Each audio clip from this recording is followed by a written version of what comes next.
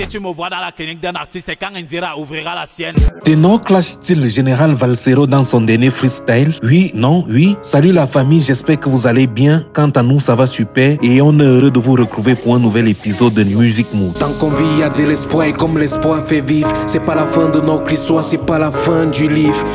Dans cet épisode, nous allons parler de Ténor et de son titre Sorry for the Rap. Jordan montant, carrière montant, cachet montant. Titre qui est un freestyle et qui annonce la sortie imminente d'une mixtape. Le titre est d'autant plus particulier parce qu'il sort quelques semaines seulement après que le nom de ce dernier est apparu plusieurs fois dans la clinique du général Valsero dans le cadre de sa nouvelle rubrique Validé ou pas validé.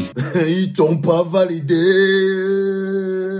Tu n'es pas validé. Ce petit détail est important parce que si tu as suivi les sorties du général Valsero, tu as sûrement remarqué que ce dernier reprochait à Ténor le fait de n'avoir aucune grandeur, aucune vision pour sa carrière et d'ailleurs il tirait sur son manager. Il ne voit même pas le niveau où on veut le mettre.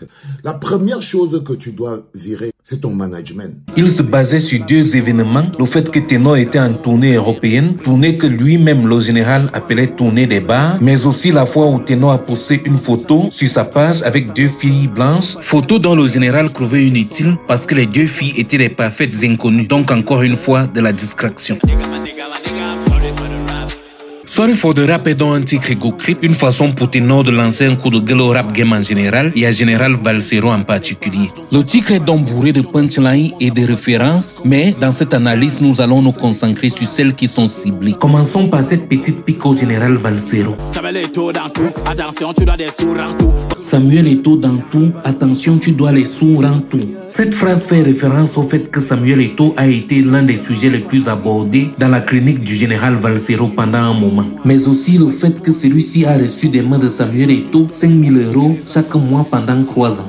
Si tu me vois dans la clinique d'un artiste, c'est quand Indira ouvrira la sienne. Juste un jeu de mots entre la clinique virtuelle de papa du général Valsero, dans laquelle il a été un sujet à plusieurs reprises, et la possible future clinique de sa cousine Indira, qui est en 4e ou 5e année de médecine et qui est en même temps artiste. Et je suis personne pour une collaboration. Bien qu'il s'agresse au général Valsero ici, Didi B prend quand même une balle perdue, dû au fait que Valsero faisait remarquer que Didi, après le featuring Marteau de Thor avec Ténor, a fait un feat avec Dadju. Je vous dis qu'il y a encore quelques images. La dernière image de DDB, il descendait de scène avec Dadju. Parce que si vous n'êtes pas en compétition, vous n'aurez jamais honte.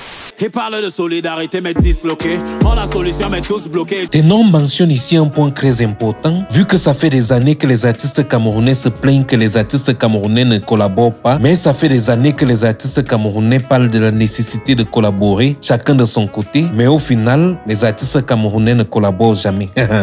Excusez la répétition.